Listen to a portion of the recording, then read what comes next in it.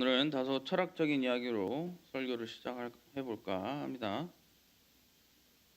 철학도도 아니고 저는 그다지 오래 살아보지도 못한 젊은이가 무슨 철학을 논할까 싶으시겠지만 논의하고자 하는 철학의 내용은 모든 분야에 너무 핵심적이고 근본적인 내용이라 우리 모두가 어느 정도 이해는 하고 있는 내용이기에 한번 문을 띄워보자 합니다. 제가 말하고자 하는 것은 바로 규칙과 일탈, 구조와 카오스, 이해와 혼돈, 즉 질서와 무질서 되겠습니다. 우리 기독교인들에게 질서와 무질서의 개념은 생소한 것이 전혀 아닙니다. 하나님께서는 세상을 창조하실 때 무질서의 질서를 만드시고 천체에서부터 시작해서 기어다니는 작은 생물들에게까지 하나님께서 의도하신 대로 그들은 화학적, 생물학적, 물리학적 질서를 다 지킵니다. 인간의 눈으로 봤을 땐 세상은 질서와 무질서가 공존하는 것처럼 보입니다. 우리 몸을 이루는 원자들은 객체 하나하나 본다면 무분별하고 랜덤하고 무질서하게 움직이는 것처럼 보이나 원자들이 모여 분자가 되고 분자가 모여 화합물이 되고 화합물이 모여 세포를 이루고 세포들이 모여 우리의 몸을 구성하는 전체적인 그림으로 본다면 우리는 그제서야 질서를 볼 수 있게 된다는 것입니다. 우리 주변에 있는 공기를 예시를 들어도 마찬가지입니다. 공기를 이루는 원자와 분자들 객체만을 본다면 무분별하고 무질서하게 움직이는 것 같지만 기상이라는 큰 그림으로 본다면 인간은 어느 정도 정확성을 가지고 언제 어디서 비가 올지 눈이 올지 태풍이 불지 예측까지 할 수 있는 질서를 볼 수 있게 된다는 것입니다. 대부분의 인간들은 예측 가능하고 자신이 좌지우지 조정할 수 있는 질서를 좋아하는 습성이 있습니다. 예측 불허한 상황은 자신의 신변의 위협을 느끼게 하기 때문에 심리학적으로도 인간은 무질서한 상황에 극심한 스트레스를 받기 때문일 것입니다. 하지만 과학, 수학, 심리학, 사회학 모든 분야에서 소량의 무질서는 인간에게 좋을 뿐만 아니라 오히려 인간에게 반드시 필요한 요소라는 것을 요즘에서야 깨닫고 있는 추세이기도 합니다. 한정된 공간 안에서 키우는 동물들이 소량의 스트레스에 노출되어야 오히려 더 오랫동안 건강하게 산다는 말을 들어보셨을 것입니다. 인간도 마찬가지라는 것이죠. 스트레스라는 자극이 있어야 그것을 유발하는 요인을 어떻게든 극복하려고 하는 노력이 있게 되고 그리해야지만 인간은 더 활발해지고 활동적이고 창의적인 능력을 발휘하여 신체적으로 그리고 정신적으로 건강할 수 있게 된다는 말입니다. 동양 철학에서는 이미 오래전부터 제시해왔던 개념이기도 합니다. 질서와 무질서를 음과 양의 개념으로 풀이해 그 양분된 개념을 어떻게든 공존시키고 조화시킬 것인지를 기반으로 한 종교도 있었습니다. 그래서 요즘 사람들은 질서와 무질서의 밸런스, 즉 완벽한 조화를 찾으려는 노력들을 많이 합니다. 인간들의 이런 노력은 자신의 일상생활에서부터 사회를 구성하는 거대한 요소들까지 영향을 미치죠. 요즘엔 사람들이 일상 탈출이라는 생활 패턴을 많이들 실천하고 있습니다. 예전에 대한민국이 경제적으로 뒤처졌을 땐 질서정연하게 매일 정해진 시간에 일어나 평생을 바칠 회사에 출근해 정해진 업무를 하는 그런 생활을 하는 것이 소원이었고 모든 이들의 꿈이었다면 요즘엔 그런 정해지고 반복되는 일상에서 벗어나려는 노력들이 더 많이 있습니다. 주말에 잠깐 캠핑장을 가서 일상을 벗어나고 온다거나 크고 넓은 차를 준비해서 주말마다 전국 방방곳곳을 돌아다니며 차박이라는 것을 하는 현상들이 늘어나는 이유가 바로 여기에 있다는 것이죠. 경제적인 측면에서도 무질서를 받아들이고 질서와 조화를 이루려는 노력들을 많이들 합니다. 자유시장 체계를 받아들인 나라들이 지금은 몇 안 될 정도로 자본주의 경제체 대부분일 정도로 죄송합니다. 자본주의 경제 체제가 독점하는 현대 국제 사회는 국가 부도라는 위험 요소를 받아들이면서까지 그 누구도 완벽하게 조정할 수 없는 자유시장과 보이지 않는 손에 자신과 자신의 나라를 맡깁니다. 보이지 않는 손이 주관하는 무질서 속에서 자신만의 질서를 찾는다면 기하급수적인 이득을 볼 수 있기 때문이겠죠. 자본주의에서 많은 이득을 보는 사람들은 이 무질서를 자유라고 부르기 좋아합니다. 이러한 현상은 인간의 정치 체계에서도 볼 수 있습니다. 개인에게 자유권을 보장한다는 것만큼 엄청난 무질서를 이야기하는 개념도 없을 것입니다. 사회 구성원 모두가 다 아무런 제약 없이 자기가 하고 싶은 대로 행동한다면 무정부 상태, 즉 완전한 무질서적 사회가 된다는 말일 것입니다. 하지만 정부라는 기관이 그 나라와 사회의 법을 만들고 시행하여 그 시민들의 자유를 어느 정도 제한하게 만들어서 그들이 최적의 환경에서 살 수 있도록 하는 사회적 질서와 무질서의 조화가 바로 현대 정치의 이념이 되겠습니다. 한쪽 끝은 무정부주의, 다른 쪽 끝은 전체주의를 둔 정치적 스펙트럼 사이에서 각 나라들은 자기들에게 가장 제일 잘 맞는 균형을 추구하는 노력을 지금도 끊임없이 이어가고 있습니다. 하지만 제 아무리 최선을 위한다고 하더라도 완벽하지 못한 인간이 구상하는 정치와 사회는 허점 투성일 뿐입니다. 균형을 잘 잡고 가던 한 나라의 경제가 잘못된 화폐 정책으로 인해 기하급수적으로 인플레이션을 초래하여 빵 한 조각 사려면 몇 천조 단위의 화폐를 지불해야 하는 경우도 우리는 많이들 보았습니다. 베네수엘라는 지금 오랜 기간 엄청난 인플레이션이 지속되고 있어서 어떤 사람은 베네수엘라 지폐를 접어 지갑과 가방을 만들어 파는 것이 자신에게 더 경제적인 이득을 준다는 것을 깨닫고 지폐로 여러 수공품을 만들어 팔고 있습니다. 정치 체계에서도 이러한 허점들은 많이 볼 수 있습니다. 카리스마 넘치는 정치인들이 한순간에 국가 시민들의 마음을 사로잡아 그들을 비인도적인 길로 인도하고 자신들 위해서 평생 동안 군림하려 해도 말리지 못하는 전체주의적 국가가 되는 현상을 우리는 역사 속에서 많이 보았습니다. 인간이 이해할 수 있는 질서와 인간이 차마 다 이해할 수 없는 무질서 사이에서 균형을 잡아보려는 미천한 노력의 결과물들 되겠습니다. 질서와 무질서 속에서 그들의 존재의 의미와 나아가야 할 길의 방향성을 찾아보려 엄청난 노력을 하지만 항상 결과는 실패이기 때문입니다. 그들은 모든 만물을 창조하시고 모든 것을 아시기 때문에 무질서라는 것이 없으신 하나님을 모르기 때문에 실패하는 것이겠죠. 질서와 무질서 속에서 헤매며 자신의 의미를 찾지만 찾지 못하는 이유는 바로 그 의미는 예수님이신데 그들은 예수님을 부인하기 때문인 것입니다.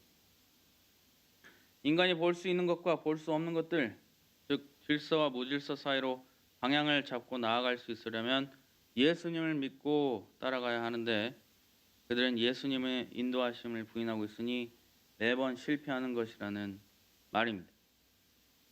그렇다면 그리스도인이라면 하나님께서 직접 주시고 예수님을 통해 직접 보여주신 질서를 받아들이고 따르는 사람이어야 할 것입니다. 그리스도인이라면 성경이 가르쳐주는 질서를 따라야지 어느 특정 세상 경제, 정치, 철학을 무조건적으로 지지하고 따르는 것을 조심해야 하겠습니다. 한국 교인들에게서 많이 볼 수 있는 현상일 것입니다. 바로 성경이 말하는 자유와 자유경제체제, 자유민주주의 등을 동일시하는 현상입니다. 같은 자유라는 단어 때문에 무조건적으로 자본주의와 민주주의를 맹신해선 안 된다는 말입니다. 한국의 역사와 정치 상황을 보면 어느 정도 이러한 맹신을 이해할 수는 있겠습니다만, 제가 지금 하고자 하는 말은 반대 정치 진영으로 갈아타야 한다는 말이 아니고, 그리스도인이라면 세상이 정해서 만든 정치적 이념을 초월하여 하나님의 말씀을 바라보고 하나님께서 원하시는 사회를 만들어 가야겠다는 마음을 가져야 한다는 것입니다. 오늘 본문 말씀이 하나님께서 우리에게 가르쳐 주시고자 하는 그런 사회의 일부분을 우리에게 알려주고 있습니다. 정확하게 말하면 오늘 본문 말씀은 골로새서의 저자인 바울의 시대의 가정과 지방 구성원들에 대해 주시는 하나님의 질서입니다. 한국어 성경에는 나오지 않지만 어떤 영어 번역본들에는 이 구절들의 제목을 기독교 가정에 주시는 하나님의 규칙들이라 적어 놓았습니다. 아내들도 나오고 남편들이 나오고 자녀들도 나오고, 바울 시대에 어느 정도 사는 가정집에서는 종들도 데리고 있는 경우가 대부분이니 종들에 대한 내용도 나오고, 이러한 내용들을 종합해서 보면 오늘 본문 구절들은 확실히 하나님께서 가정과 집안에 주시는 질서다라는 사실을 알 수 있겠습니다. 더 나아가 오늘 본문 말씀이 자리 잡고 있는 골로새서의 전체적인 그림으로 보자면, 골로새서는 이단의 가르침이 확산된 골로새서 교회에 보내는 바울의 서신으로 예수님을 중심으로 한 교리를 가르쳐주는 책으로 많이들 이해하고 있습니다. 오늘 본문의 내용도 그렇다면 이러한 맥락에서 이해해야 하는 것이겠죠. 잘못된 가정의 질서를 예수님 중심으로 고치게 하는 말씀 구절이다 라고 크게 봐야 하겠습니다. 그렇다면 이쯤에서 본문 18절을 한번 다 같이 읽어보겠습니다. 시작. 아내들아 남편에게 복종하라. 이는 주 안에서 마땅하니라. 중간에 읽다가 마신 분들이 계신데, 여기는 아내들의 입장에서 계신 분들이 많아서 이 구절을 읽자마자 숨이 턱 막히고 기가 막히고 어이가 없으실 수도 있으실 것 같습니다. 실제로 이 구절과 바울이 고린도전서 14장 34절 35절에 기록한 여자는 교회에서 잠잠하라 그들에게는 말하는 것을 허락함이 없나니 율법에 이른 것 같이 오직 복종할 것이요 만일 무엇을 배우려거든 집에서 자기 남편들에게 물을지니 여자가 교회에서 말하는 것은 부끄러운 것이라 라는 구절들을 가지고 특히 현대 페미니스트 여성주의자들은 성경은 성차별적인 책이다 라고 많이들 공격하고 있죠. 굳이 페미니스트들이 아니더라도 교회 내에서 많은 여성들에게 논란과 다툼과 시험에 들게 하는 요소가 덜어는 되기도 합니다. 지금도 이 구절들을 들으시고 기분이 나쁘신 여성분들이 많이 있으실 것도 법도 한데, 한번 생각을 해보면 성경의 모든 말씀은 변함없는 진리죠. 우리는 그 사실을 믿어야만 하겠습니다. 그렇지 않으면 우리는 성경은 하나님의 말씀이다 라고 주장을 못하게 되죠. 그렇다면 오늘 본문 18절의 말씀과 고린도전서 14장 34절 35절의 말씀들을 문자 그대로 받아들여 성경이 성차별적인 내용을 담고 있다는 주장을 펼치고 있는 사람들이 뭔가 오해를 하고 있다는 사실이 됩니다. 왜냐하면 만약 정말 하나님께서 여성들이 교회에서 영영 잠잠하길 원하셨다면 지금 우리가 드리고 있는 예배는 성립되지 않아야 합니다. 여성 전도사님들과 목사님들이 강대상에 서서 하나님의 말씀을 전하는 일이 전혀 없어야 한다는 것이죠. 지금도 그렇지만 교회의 역사 속에서도 많은 여성들의 순종과 헌신을 통해 하나님께서는 교회를 세우시고 많은 위대한 일들을 일어나게 하셨습니다. 이 구절들에 뭔가 더 깊은 의미가 있다는 사실을 우리는 느낄 수 있겠습니다. 그렇다면 과연 그 의미는 무엇인가? 이를 이해하기 위해서는 오늘 본문의 23절, 24절을 함께 읽어봐야 합니다. 함께 읽어보겠습니다. 무슨 일을 하든지 마음을 다하여 주께 하듯 하고 사람에게 하듯 하지 말라. 이는 기업의 상을 주께 받은 줄 아나니 너희는 주 그리스도를 섬기느니라. 오늘 본문을 이해하는데 꼭 필요한 핵심이 나왔습니다. 바로 예수 그리스도입니다.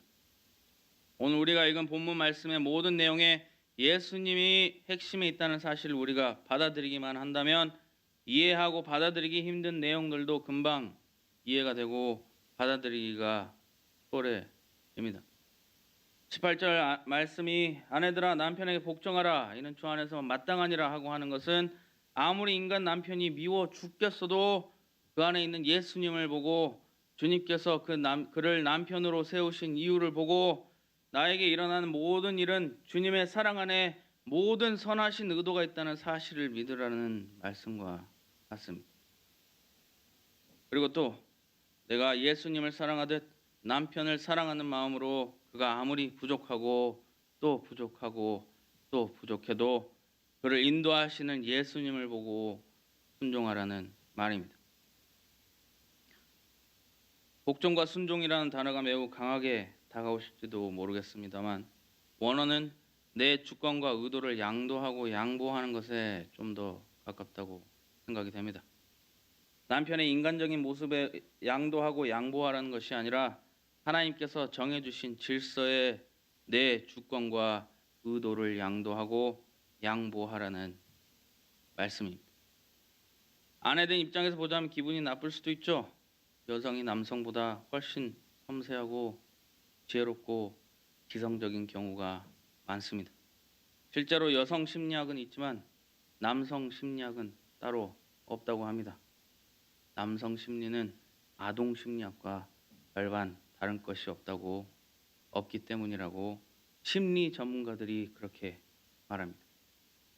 실제로 인간이기에 남편이 이끄는 길이 때로는 잘못된 길일 수도 있고 죄악된 모습을 더 드러낼 수도 있습니다.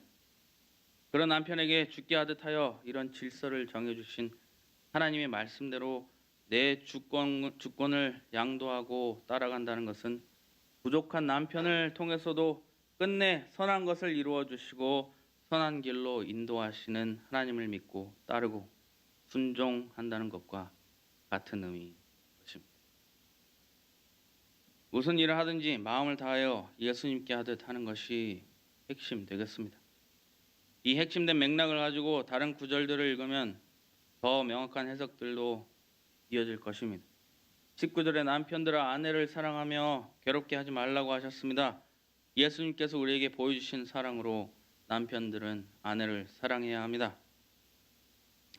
여기 자리에 남편이 저와 다른 한 분밖에 없어서 그렇습니다만 아내들이 아무리 잔소리를 하고 소위 말해 바가지를 긁는다 하더라도 나의 죄를 위해 죽음까지 마다하지 않으신 예수님을 사랑하는 마음으로 아내를 사랑해야 한다는 것입니다. 18절과 같은 맥락으로 20절은 자녀들에게 부모에게 순종할 것을 권면합니다. 자녀들은 새 시대를 이끌어갈 인재들이죠. 인생의 정점을 찍고 내려오는 부모가 자녀들의 잠자리에 어떻게 견주겠습니까만 실제로 급격하게 변하는 현대 사회에서는 자녀 세대들이 더 빠른 적응 능력으로 부모를 초월하는 시기가 많이 앞당겨지고 있지 않습니까? 시대에 뒤처지고 있는 부모라도 자녀들은 예수님께 순종하듯 부모에게 순종해야 하는 것입니다. 부모는 이미 많은 것을 경험했고 많은 것을 알고 있기 때문에 자녀들이 순종해야 한다는 말이 아닙니다. 실제로 수준 떨어지는 기본도 안 된 부모들이 요즘엔 얼마나 많습니까? 그럼에도 그들에게 순종한다는 것은 하나님께서 정해주신 질서에 순응한다는 것이요 끝내 선한 것을 이루어 자녀된 나를 높이 세워주실 것이라는 약속을 믿는 것입니다. 같은 맥락으로 부모들은 자녀를 노엽게 해서는 안 된다고 21절에 나와 있습니다. 부모는 자녀 위에 군림하라고 하나님께서 정해주신 질서가 절대 아닙니다.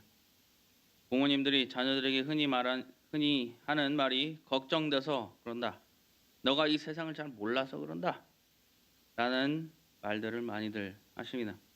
하지만 공중을 나는 새들도 챙기시고 먹이신다고 하나님께서는 약속하시지 않으셨습니까? 자녀들을 최고 선한 길로 인도하실 계획을 이미 우리가 태어나기 전 오래전부터 짜고 계셨고 끝까지 인도하실 하나님께 내 하찮은 지식을 전줄 생각이십니까? 자녀들에게도 예수님께 하듯 해야 합니다. 그들이 낙심하지 않도록 사랑과 존중과 이해와 인내를 보여야 할 것입니다. 내 자녀들이 화를 많이 낸다면 실제로 그들 마음속에 이미 큰 낙심이 자리 잡고 있지는 않는지 되돌아볼 필요도 있을 것 같습니다. 본문 3장 22절과 4장 1절의 말씀들은 종과 상전의 관계에 대한 말씀입니다. 하지만 전 이 내용이 현대 사회에도 적용이 된다고 생각합니다. 또한 가정은 사회의 가장 기본적이고 근본적인 구성 요소이기 때문에 오늘 본문의 모든 말씀이 우리 사회의 근본이 되어야 한다고 저는 생각합니다. 위아래 수직적인 체계가 있는 현대 사회에서 을의 위치에 있는 사람들은 갑의 위치에 있는 사람들에게 예수님께 하듯 하여 눈가림만 하지 말고 정직하고 성실한 마음으로 자신의 일에 임하여야 할 것입니다. 마찬가지로 갑의 위치에 있는 사람들은 을의 위치에 있는 사람들에게 예수님께 하듯 하여 의와 공평을 베풀어야 합니다. 자세히 보면 세상 사회에서 절실히 필요한 요소들 아닙니까? 세상이 만든 사회 체계와 작용 방식은 정직과 성실과 의와 공평이 처절하게도 부족합니다. 세상 경제 체계와 정치 체계는 거짓과 불성실과 부조리와 불평등이 지배하는 그런 구조입니다. 예수 그리스도가 핵심에 있지 않고 예수 그리스도가 모든 것의 의미로 자리 잡고 있지 않는 사회의 시각으론 오늘 본문 말씀을 오해하는 것이 오히려 당연한 것인 것일지도 모르겠습니다. 서로에게 예수님께 하듯 하지 않는 관계에서는 당연히 양보도 없고 사랑도 없고 순종도 없고 오로지 괴롭힘과 노여움과 낙심함만 가득합니다. 우리는 그리스도인들입니다.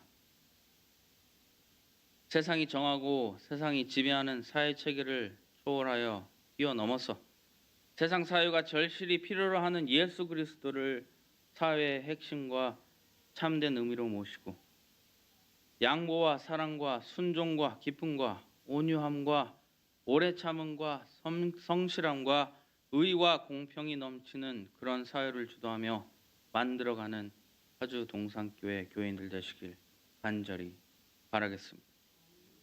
함께 통성으로 기도하겠습니다.